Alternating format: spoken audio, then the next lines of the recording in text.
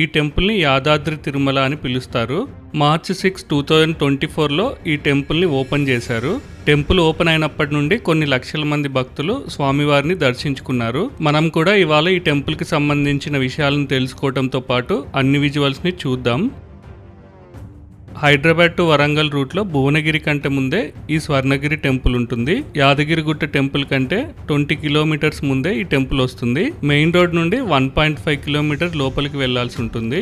So own వెహికల్లో కాకుండా బస్సులో వచ్చేవారు ఆటోలో రావాల్సి ఉంటుంది. కొంతమంది అయితే బై వాక్ కూడా వస్తున్నారు. నేను మండే ఈవినింగ్ 4కి ఈ టెంపుల్కి వెళ్ళాను. డే టైమ్ విజువల్స్తో పాటు నైట్ టైమ్ విజువల్స్ని కూడా షూట్ చేశాను. అన్ని విజువల్స్ చాలా బాగా వచ్చాయి. సో వీడియోని ఎండ్ వరకు చూడండి.